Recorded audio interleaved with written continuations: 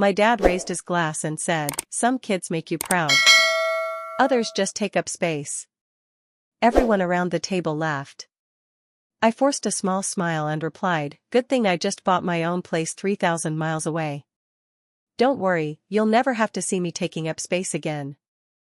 I still remember the exact moment my heart decided it couldn't take it anymore. It was at my brother's rehearsal dinner, and the words just tumbled out of my mouth, sharp and final, before I could even think. "Then you won't have to waste another thought on me again."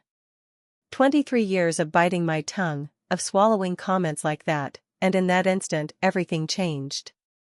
My father's smile flickered for just a second, a tiny crack in his perfect facade, before he recovered. He raised his champagne flute, a little too high, and chuckled. "There's that sense of humor," he boomed, and the room erupted in a nervous, uncomfortable laughter. My mother shot me a look that could freeze lava solid. Kevin, my brother, quickly cleared his throat and suggested we move on to the toasts, a desperate plea to shift the spotlight. I sank back into my chair, my face burning. I barely tasted my salmon as my father droned on about Kevin's achievements: Stanford graduate, six-figure salary at 26, engaged to Madison, whose family, by the way, owned half the commercial real estate in Connecticut. Golden Boy didn't even begin to cover it. Nobody, of course, asked about my job. Nobody mentioned that I'd just signed a contract with a tech startup in Seattle, a job that would pay me more than my father made. The offer letter was folded in my purse, a secret I'd kept for 3 days. I'd wanted to wait until after the wedding. I'd wanted to be considerate. But sitting there, listening to my father's endless praise for Kevin, I realized with a bitter twist in my gut that consideration had always been a one-way street in our family. The dinner finally wrapped up around 10. I hugged Kevin, told him I was genuinely happy for him, and I truly was. Madison was sweet, and Kevin, bless him, had never been cruel. Just absent. So wrapped up in being everything our parents wanted, he never had much time to notice I existed beyond the occasional birthday text. I drove back to my hotel, my mind already miles away. Seattle. The mountains, the water, the cozy coffee shops I'd explored during my interview trip. The apartment I'd already put a deposit on, a studio in Capitol Hill, exposed brick, huge windows overlooking the city. 3,000 miles felt like another planet. It felt like freedom. The wedding itself was beautiful, I'll give them that. Madison looked like something out of a fairy tale, and Kevin couldn't stop smiling. I stood with the other guests, watched them exchange vows, and felt a genuine ripple of happiness for both of them. Then came the reception. That's where things got interesting. My father, apparently, had decided my rehearsal dinner comment was a fluke. He cornered me near the bar during cocktail hour, swirling his scotch. "Your mother tells me you're moving," he said, his tone flat. "Seattle," I confirmed. "I leave in 2 weeks." He actually snorted. "Seattle? What's in Seattle?" He said it like I'd announced plans to join a cult. "A job. An apartment. A fresh start." He snorted again. "You know, Elizabeth, you've always been impulsive. Running away isn't going to solve your problems." I stared at him. Impulsive? I'd worked at the same marketing firm for 2 years, saved money, paid off my student loans, and meticulously planned this move for 6 months. But sure, impulsive. "I'm not running from anything," I said, my voice carefully even. "I'm running towards something better." He drained his glass. "If you say so. Just don't come crying to us when it doesn't work out. You made your choice." He walked away before I could respond, leaving me gripping my drink so hard I thought the glass might shatter. Dinner was a fancy 4-course affair, with speeches between each one. Kevin's best man told hilarious fraternity stories. Madison's maid of honor cried happy tears. My mother stood up and gushed about the joy of her son finding his perfect match. Then, my father stood. "I've been blessed with 2 children," he began, and my stomach dropped. "Here we go," They've taught me so much about life, about success, about what it means to be a parent. He talked about Kevin, how he'd always been easy, driven, focused, ambitious. I've never had to worry about Kevin. He paused for effect, soaking in the approving murmurs. Then, he looked at me. His smile didn't reach his eyes. Elizabeth, on the other hand, she's taught me patience. She's taught me that not every child follows the same path, and that's okay. Some kids are leaders. Some kids are, well, they're still figuring it out. The room chuckled. Not everyone, but enough. Enough that my face went hot, my vision blurred at the edges. Still figuring it out, he was looking directly at me when he continued, I'm sure Seattle will be good for you, honey. Sometimes people need to go off on their own and learn some lessons the hard way. We'll be here when you're ready to come home. He raised his glass to Kevin and Madison, to the future. Everyone drank. I set my glass down, slowly, carefully. Then I stood up. Could I say something? My voice came out steadier than I expected. My father looked surprised but gestured grandly. Of course.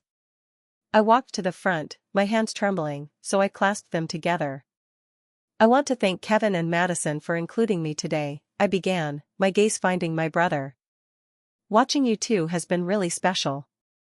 You can see how much you love each other, how much you support each other's dreams. I looked at Kevin, who was smiling encouragingly.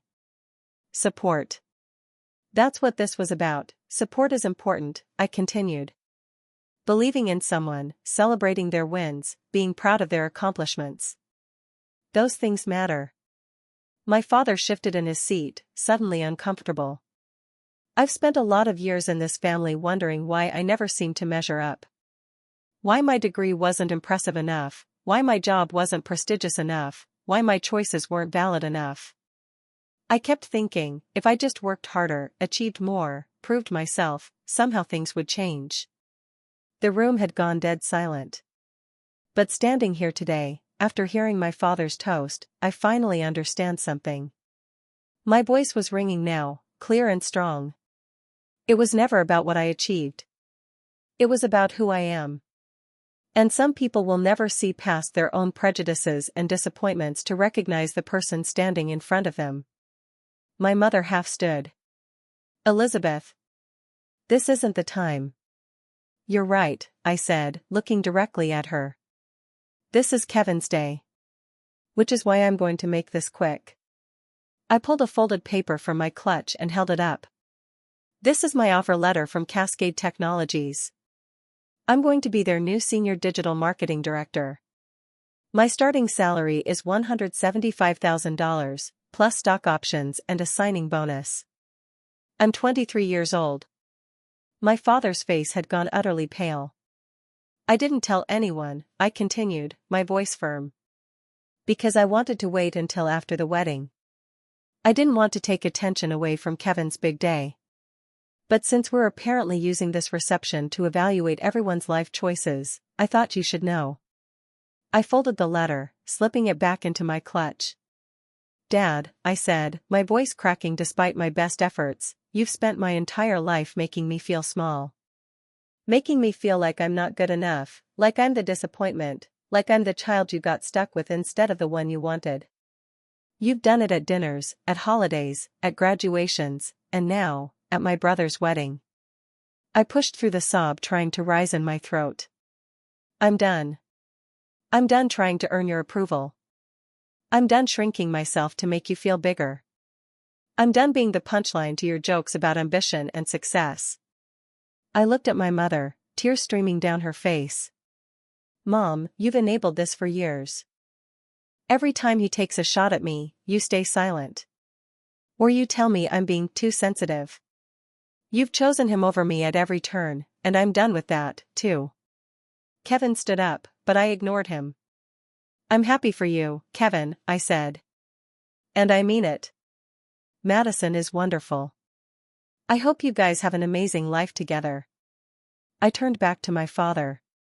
You said you'd be here when I was ready to come home. But here's the thing, Connecticut stopped being home the day I accepted that job in Seattle. Home is supposed to be where people love you, support you, believe in you. Home isn't a place where your own father uses your brother's wedding to humiliate you in front of 75 people. I grabbed my purse. I'll send a forwarding address for any mail. Don't use it for anything else. And then, I walked out. Just walked straight out of that reception hall, head high, my heart racing. Behind me, I could hear chaos erupting, voices rising, my mother crying, Kevin trying to calm everyone down. The valet looked utterly confused when I handed him my ticket with shaking hands. "Leaving early, miss?" he asked, probably noting I was still in my bridesmaid dress, and the reception had barely started. "Family emergency," I lied. Though, in a way, it was true. The emergency was me finally recognizing I deserved better. I made it to my car before I started shaking uncontrollably. The drive back to the hotel was a blur. I packed my suitcase through tears, rage, hurt, relief, all mixed together. I changed my flight to leave first thing in the morning instead of Monday and texted Kevin an apology for the scene, but not for what I'd said. My phone started buzzing before I'd even finished zipping my suitcase. Text after text, lighting up the screen. I grabbed it, ready to silence it completely, but paused. They weren't all from my parents. My Aunt Linda, Elizabeth, what happened? Your mother is hysterical, my cousin Jessica, OMG. Are you okay? Everyone's talking about the wedding, Madison's sister, Claire, that took guts. Just wanted you to know not everyone there thought you were wrong, that last one made fresh tears spill down my cheeks. I'd been so certain everyone saw me as the villain, the dramatic daughter who couldn't control herself at her own brother's wedding. Knowing at least one person understood meant more than I could articulate. I started typing responses, then stopped, deleted everything. What was I supposed to say? How could I explain 2 decades of accumulated hurt to people who had only witnessed the final explosion? Instead, I ordered room service, a burger and fries I barely touched, and took the longest shower of my life. The hot water couldn't wash away the residue of that reception, but it helped. Standing there, steam filling the bathroom, I let myself cry properly. Not the angry tears from before, but something deeper, grief, maybe, for the family I'd wanted but never had. When I finally emerged, wrapped in the hotel's plush robe, my phone had gone mercifully quiet. It was 11:30 p.m. The reception would be winding down. Kevin and Madison would be doing their send-off, heading to their suite for their wedding night, and everyone would be gossiping about me. Let them talk. I'd spent my whole life trying to control what people thought, trying to be small and acceptable and easy. Look where that had gotten me. I pulled out my laptop and opened my email. The job offer from Cascade Technologies sat in my inbox, already accepted. But somehow, I needed to read it again. Needed to remind myself that this was real, that I had value, that somewhere in the world, people saw my potential instead of my flaws. My manager, Jennifer Chen, was brilliant. During our final interview, she'd said something that stuck with me. I'm not interested in hiring people who think inside boxes. I want people who question whether we need boxes at all. I felt seen in a way I never had at my old job, where every creative suggestion got watered down by committees and corporate politics. Seattle had been a dream before. After tonight, it felt like salvation. I pulled up my apartment listing and scrolled through the photos again. Hardwood floors, those big windows, a kitchen with actual counter space.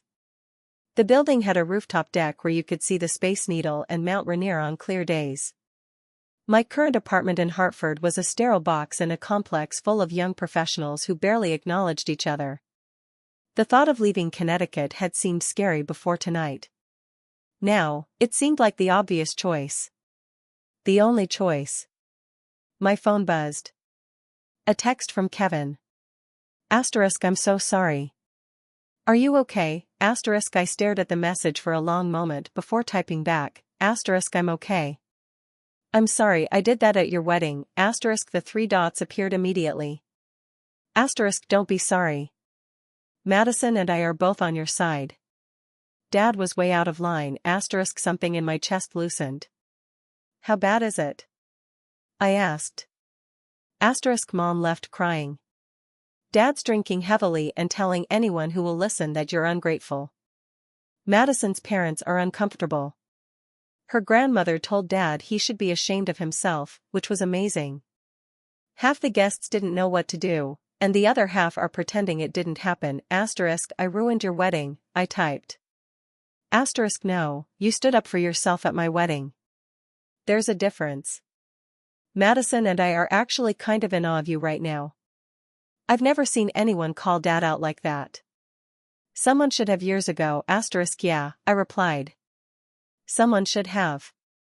We texted back and forth for another 20 minutes. He told me Madison had cried during the cake cutting, but not because of the drama, because she was overwhelmed. He told me his best man had gotten too drunk and tried to do a backflip on the dance floor, normal wedding chaos that had nothing to do with me. Get some sleep, he finally wrote. Asterisk text me when you land tomorrow. And Elizabeth, I'm really proud of you. Not for the scene, but for finally putting yourself first. Asterisk I fell asleep clutching my phone, emotionally exhausted, but somehow lighter than I'd felt in years. The morning came too early. I dragged myself out of bed at 5 a.m., finished packing, and checked out before 6. The airport was quiet, just a handful of early travelers and tired TSA agents.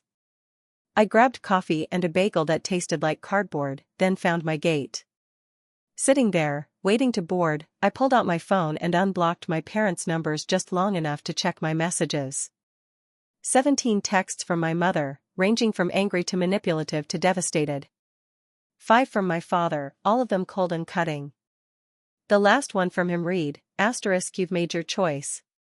Don't come running back when reality hits and you realize how much you've thrown away. Asterisk I blocked them again and deleted the messages. Then I went into my photos. I started removing pictures of my father, his tight, perfunctory smile at my college graduation. My mother at my 21st birthday dinner, where she'd spent the whole time talking about Kevin's promotion. Family photos where I stood slightly apart, slightly out of frame, slightly less important. I didn't delete them all. I kept the ones with just Kevin, and a handful from childhood, before I'd understood that I was the spare kid, the one they hadn't quite wanted. But the rest went into a folder I titled Before and archived deep in my phone, where I wouldn't stumble across them. The flight boarded. I had splurged on first class as a gift to myself, and I sank into the wide leather seat with relief. The flight attendant offered me champagne. I accepted it, even though it was barely 7 a.m. Celebrating, she asked with a warm smile. Fresh start, I said. The best kind of celebration, she replied. She was right. As the plane lifted off and Hartford disappeared beneath the clouds, I felt something shift inside me. Fear, yes, but also anticipation. Excitement. The kind of butterflies you get before something wonderful, instead of something terrible. I'd spent so long being afraid of disappointing my parents, afraid of not being enough, afraid of being too much. Fear had governed every decision, every relationship, every version of myself I presented to the world. Flying towards Seattle, I decided I was done being afraid. The woman next to me, Patricia, struck up a conversation somewhere over Ohio. She was probably 60, moving to Seattle to be closer to her daughter and grandkids. What takes you there? She asked after we'd exhausted small talk about the weather and airplane food. New job, new life. Running from something or towards something? I considered lying, giving her the sanitized version. But something about her kind eyes, and the fact that I'd never see her again, made me honest. Both, I admitted. My family and I had a falling out last night, actually.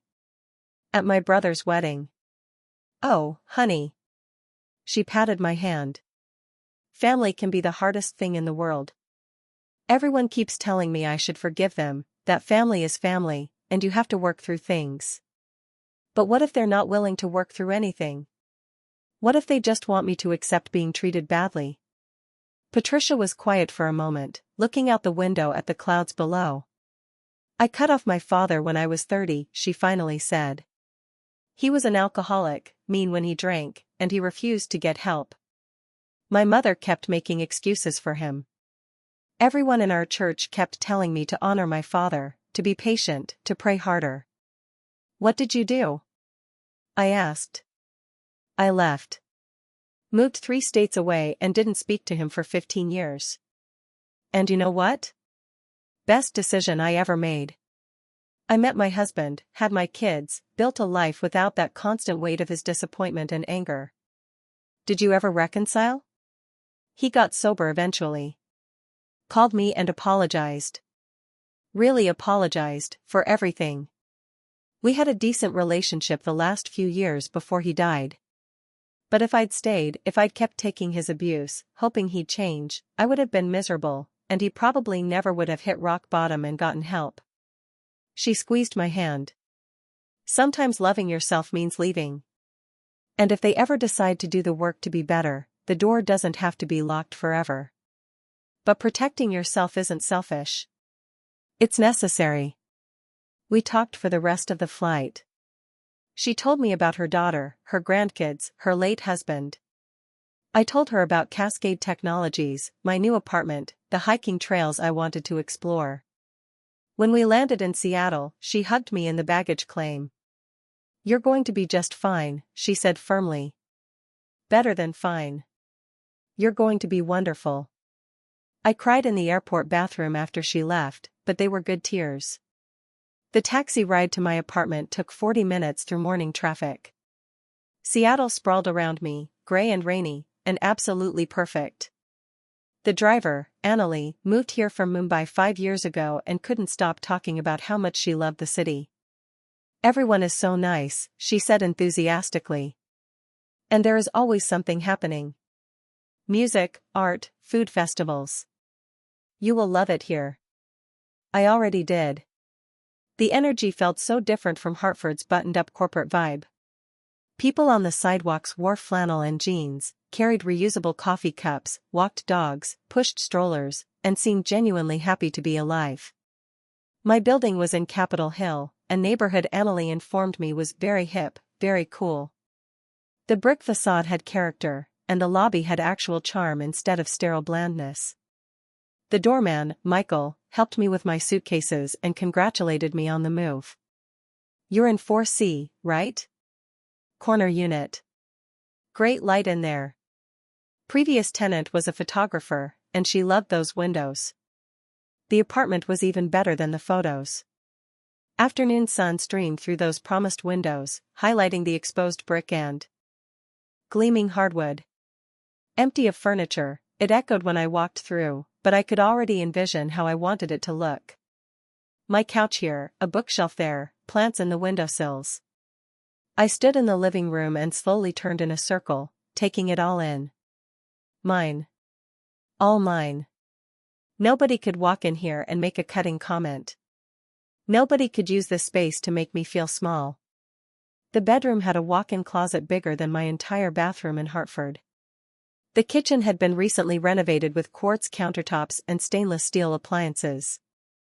The bathroom had one of those rainfall shower heads and a tub deep enough to actually soak in. I sat down in the middle of the empty living room floor and called my best friend, Jasmine. She'd been my roommate freshman year of college and remained my closest confidant even after she moved to Denver.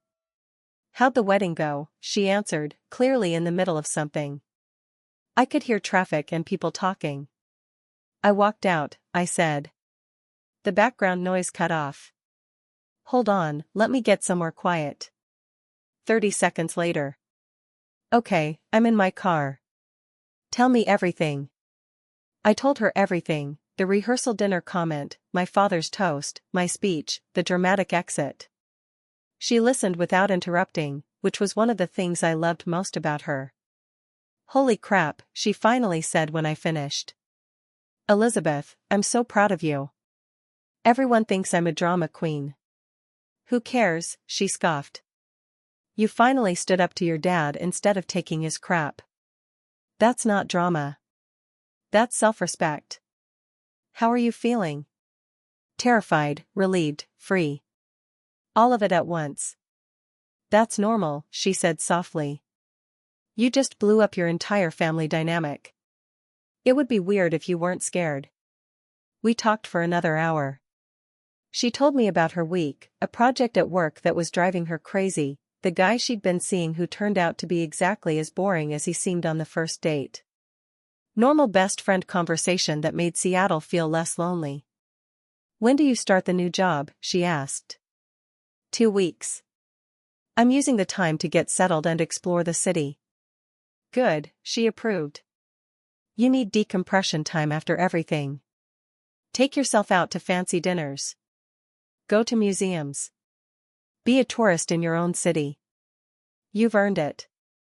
After we hung up, I ordered an air mattress and some basic supplies from Amazon with rush delivery.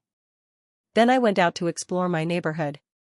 Capitol Hill was everything I'd hoped for, vintage shops next to organic markets, next to record stores, next to amazing Thai restaurants. Everyone looked interesting, tattoos and piercings and creativity worn like armor against the ordinary. I found a coffee shop called Victrola and ordered a latte from a barista with purple hair who complimented my dress. I sat in the window, watched people pass by, and felt for the first time in my adult life like I might actually belong somewhere. My phone buzzed again. A text from Madison. * Kevin gave me your number. I hope that's okay. I wanted to check on you and say thank you. ***. Thank me for what? I caused a scene at your wedding. ***. I typed back. ***. You stood up to someone who was bullying you in front of everyone, including me. And it made me think about some things in my own family that I've been avoiding dealing with. ***. We texted back and forth. She told me her parents had actually been impressed by my spine, that her grandmother had pulled Kevin aside and told him his father should be ashamed. She told me the wedding was beautiful and perfect, and the drama had actually given everyone something to talk about besides the usual small talk. Come visit us, she wrote.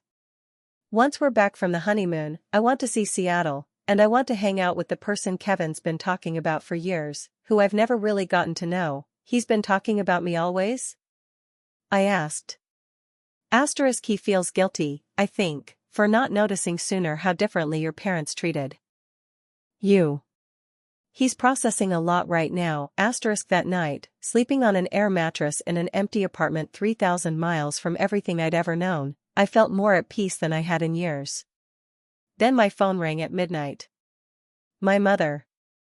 I stared at it for 3 rings before answering. How dare you, she hissed. How dare you ruin your brother's wedding? How dare you humiliate your father like that after everything we've done for you? This is how you repay us? Something inside me went cold and calm. I didn't ruin anything, I said quietly. I responded to being publicly mocked by the man who's supposed to be my father. He was joking. You've always been too sensitive, Elizabeth. You can't take a joke, you never could. If I'm the only one who's not laughing, it's not a joke. It's bullying. She made a disgusted sound.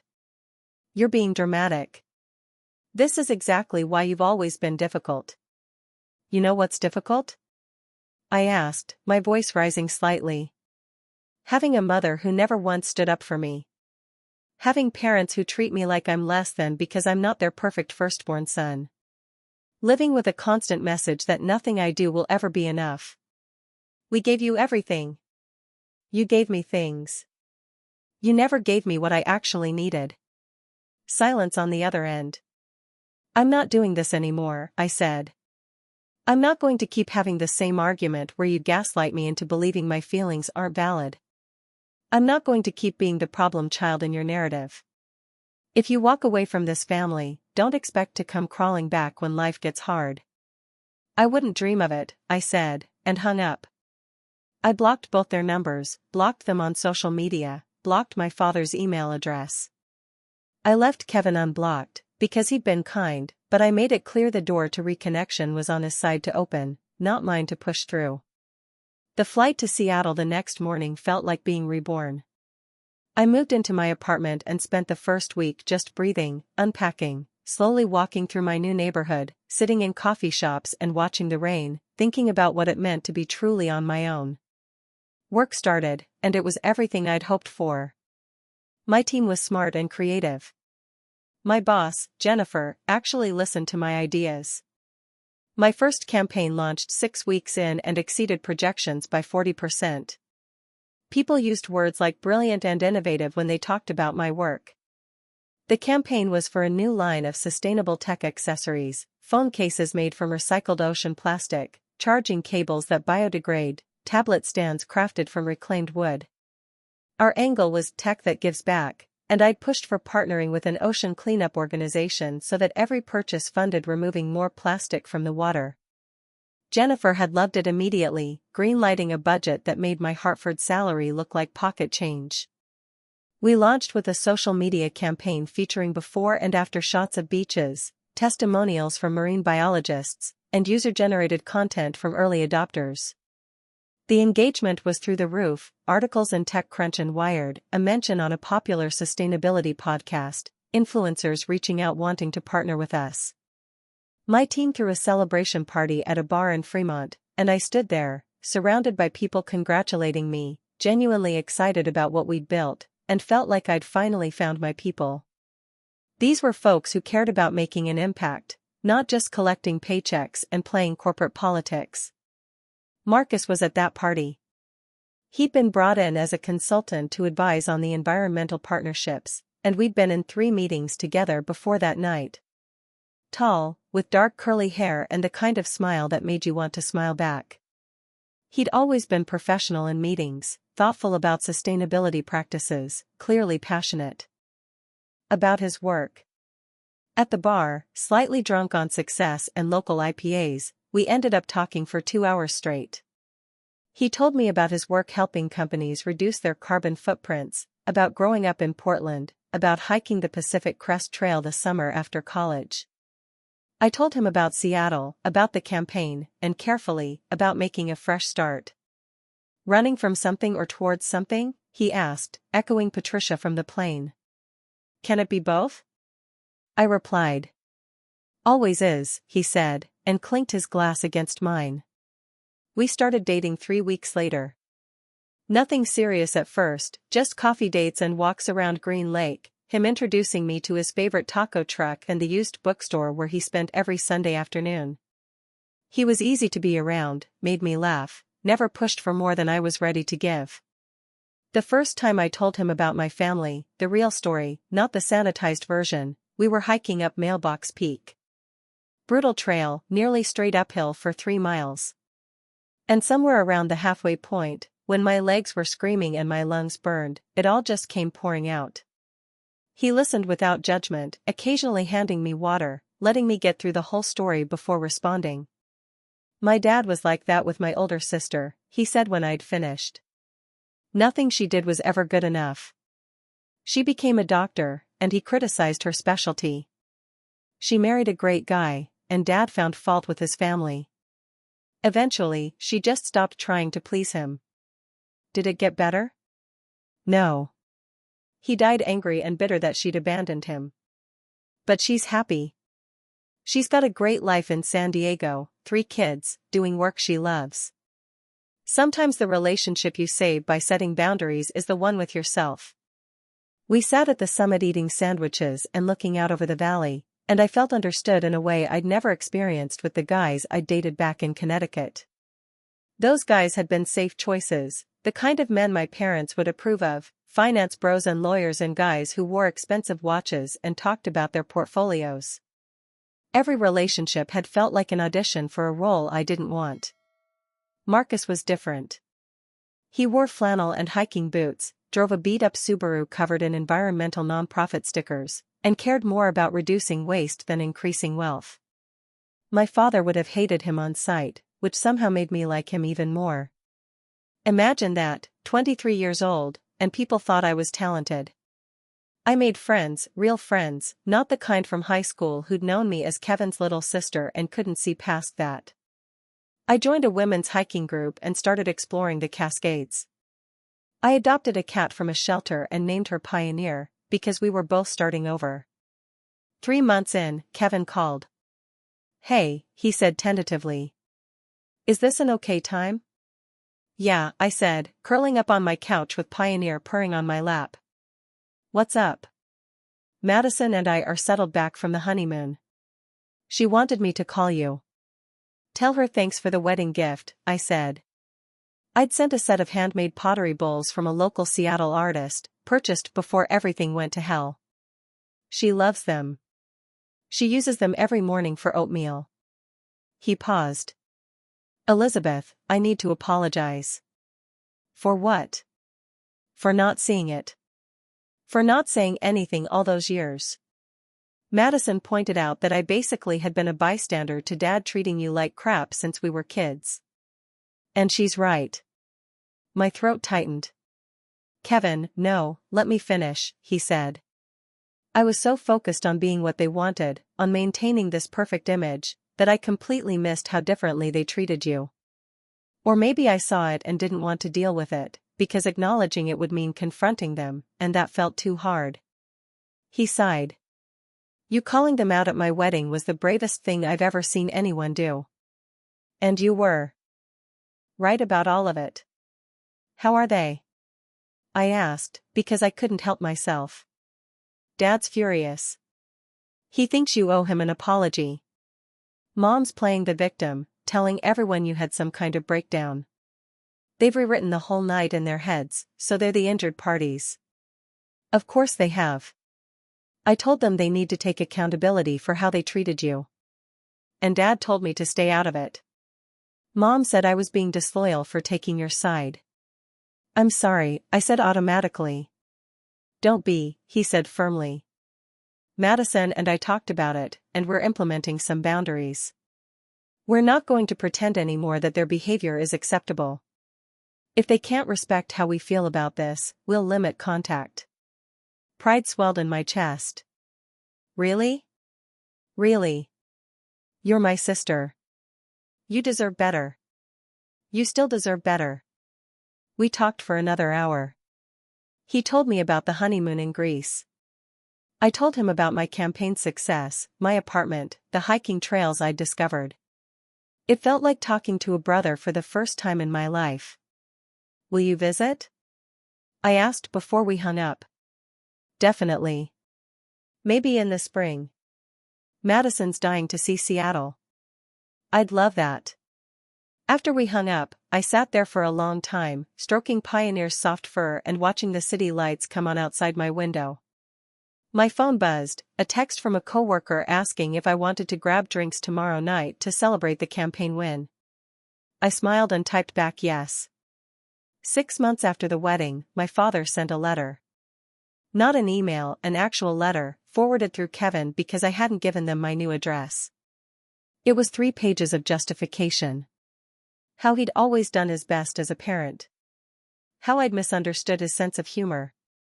How family should forgive and move on. How my mother missed me and Christmas wouldn't be the same without me. Not one word of apology. Not one acknowledgement that he'd hurt me. The last paragraph killed me. Asterisk, I know you think you've made it out there, but success isn't just about money.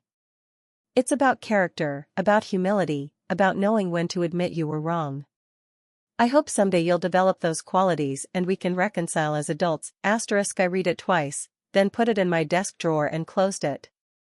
Some people will never see you clearly because they are too invested in the version of you that makes them feel superior.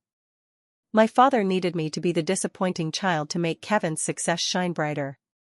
He needed me to be the problem, so he could be the long-suffering parent. I wasn't going to play that role anymore. A year after the wedding, I got promoted to VP of Digital Strategy at 24, the youngest VP in company history. Kevin and Madison visited that month. We hiked Rattlesnake Ledge, ate fresh seafood at Pike Place Market, and stayed up late drinking wine on my new balcony. Madison asked careful questions about my parents, and I gave her honest answers. Do you miss them? She asked. I thought about it. Really thought about it. I miss the idea of them, I said finally. I miss what they could have been if they were different people.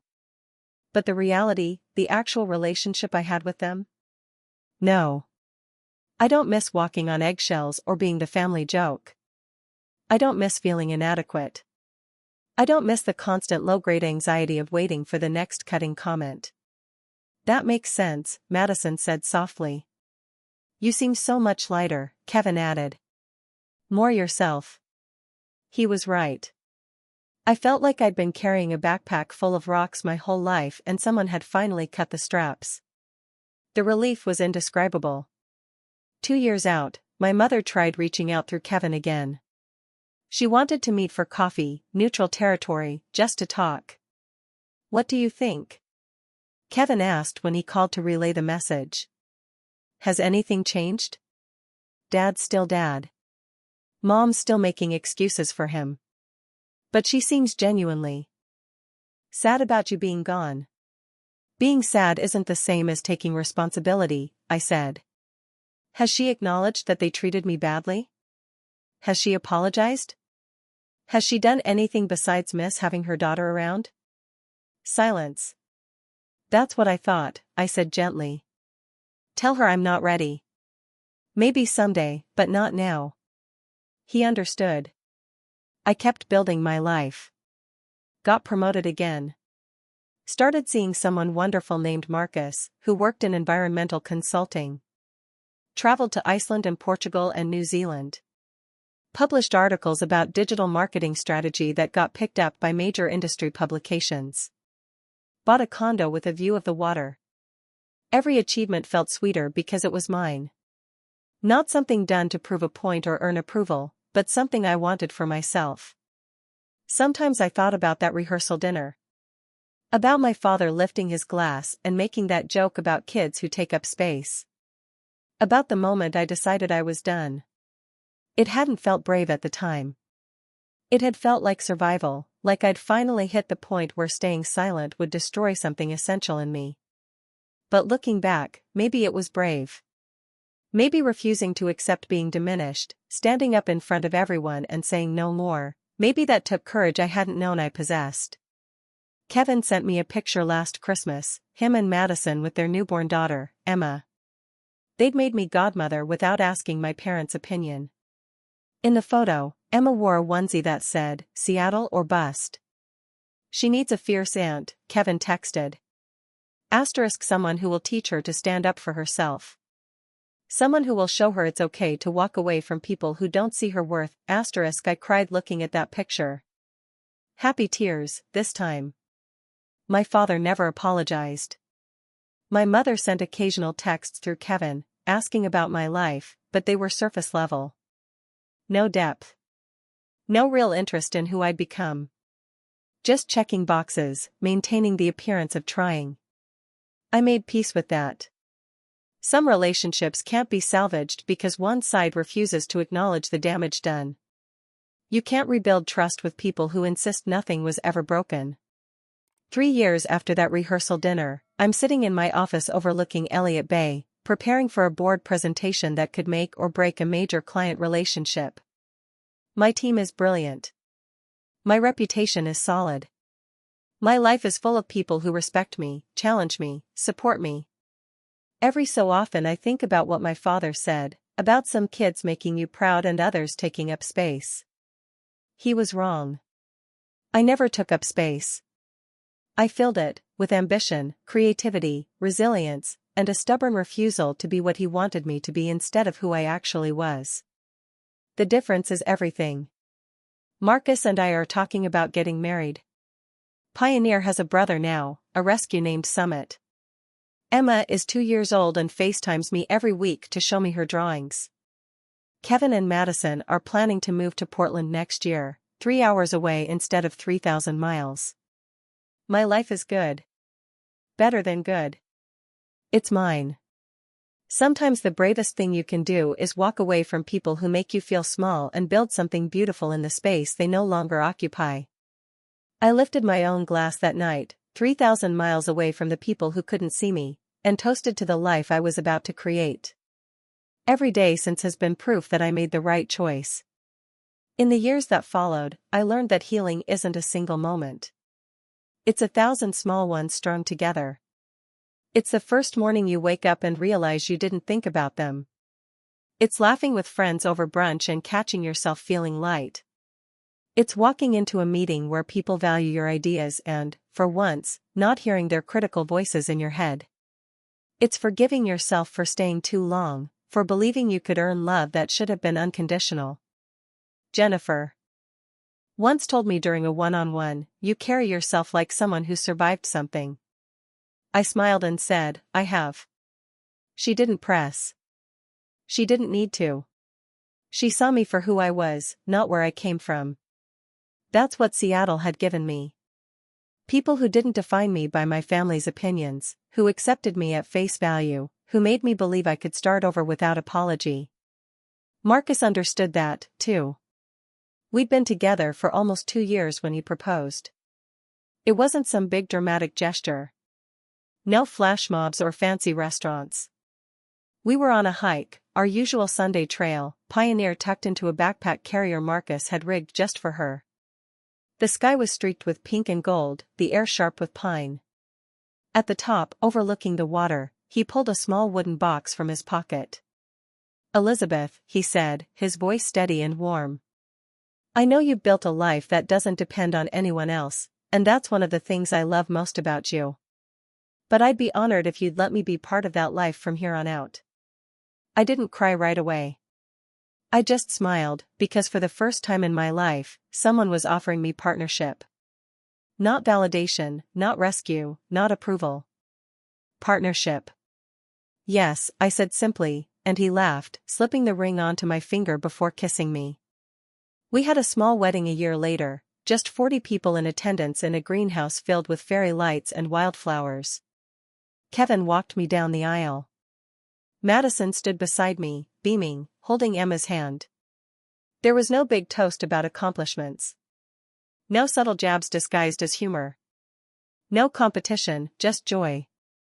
When it was my turn to give a toast, I raised my glass and looked around the room at the people I'd chosen and who had chosen me back. "To growth," I said.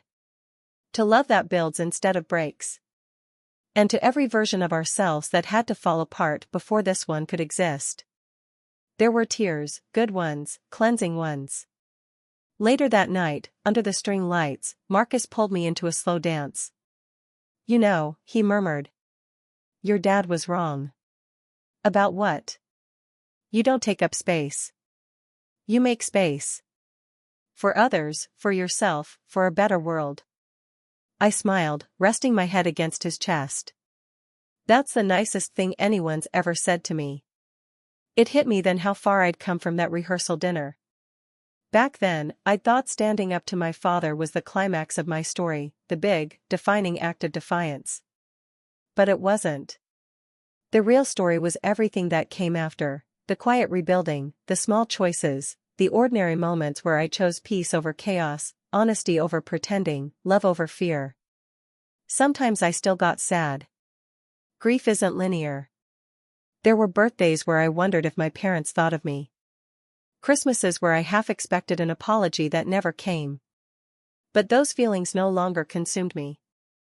They were echoes, not anchors. A few years later, I was invited to speak at a leadership summit about women in tech. My talk was titled "Redefining Success, Leading Without Permission." I told the audience that sometimes success isn't about climbing ladders. It's about building your own structure entirely.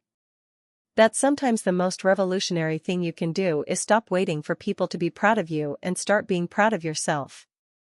Afterward, a young woman came up to me, tears in her eyes. "My dad sounds a lot like yours," she said. "Hearing your story makes me feel like maybe it's okay to stop trying." "It's not just okay," I told her. "It's necessary." She hugged me, and I thought about Patricia, the woman from the plane, and how her words had changed my life that day. Maybe now I could be that voice for someone else. Years later, when Kevin and Madison finally moved to Portland, they brought Emma to visit. She ran through my condo, squealing, chasing Summit with a feather toy, while Kevin stood by the window watching the rain. "She's going to grow up knowing she's enough," he said softly.